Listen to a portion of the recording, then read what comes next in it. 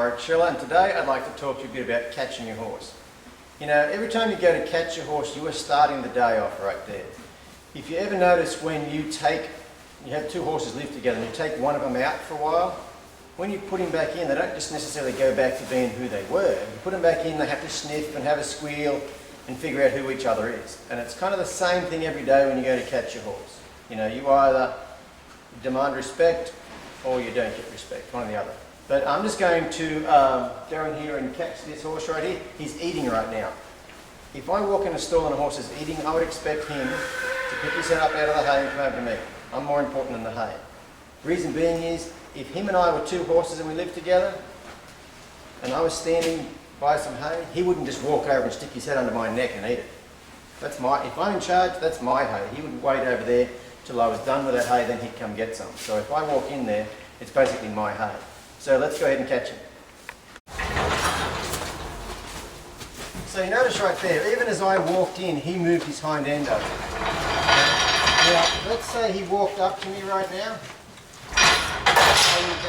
I want to walk over here and make sure that he, like right there, walks away from that food and approaches me. Then he's ready to get caught. Hello, Roo.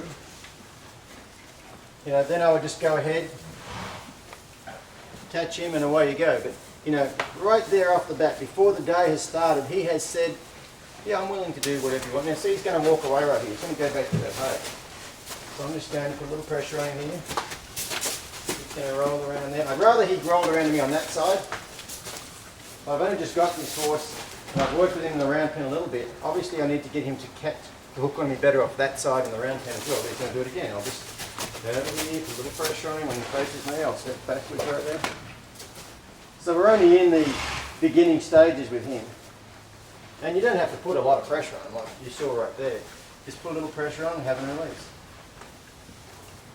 You know, if you want to work on this during the day, you could walk in your horse's stall, do that when he come over to you, rub on him, walk out. You don't have to catch him. You just have to have him present himself to get caught. I've got a warm blood mare outside that I've been working with for a few days. She's turned out one of the turnouts. We'll go out there in a minute and I'll catch her. Same thing, bigger area. Should do exactly the same thing. So when I walk over here, I don't really want to see his head went down, so I'm going to do some more work to him again. I basically do not want him eating while I'm standing near his hay. Okay?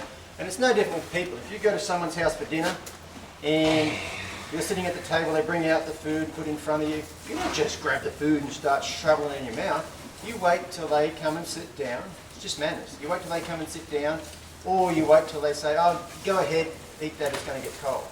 But see, I'm standing here, his food's right there, he probably likes some. I don't want him to eat that food until I'm gone, because he's basically, you know, I'm the lead horse here, he's basically eating the food from under my feet. So he's thinking about it, but no, he's not going to. When I turn and walk off right now, he can do what he wants. I've left that food so he can now eat. Now that's his. Now if I was to come back in right here, see his head came up? He's like, oh, it's your food, you can have it if you want. He's not pinning his ears at me, he's not telling me to go away. So that's how I want it right there. Good job, little fella. So I'll go outside and I'll catch this other one.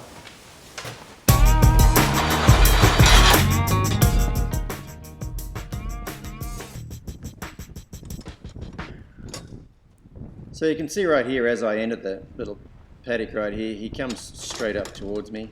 You know, I don't ever catch him like that. I'm just going to walk past him, and right here he has to move his hind end over and follow me around there. And he's been really, really good right here. You know, I'm just going to walk around there, turn around to catch him. Stands there, lowers his head when I go to rub him. You know, and something interesting right here, you can hear a horse whinny really loudly in the background. Now he's a 3-year-old warm blood stallion. Notice he doesn't scream back at it. You know, he's quite content. I've talked before about horses that are herd bound and horses that are, you know, having separation anxiety and all that sort of thing. That just goes away with proper handling. Anyway, so he should just follow me over here. When I get to the gate right there, he should stop. He should step out of the way of the gate like that. Follow me through the gate. When I turn, he should just roll around. See, he doesn't really take the slack out of that lead rope. It's not like I'm pulling on a 1,000-pound horse. It's like I'm pulling on a little toy horse on wheels. Then I turn and he just waits and follows me off.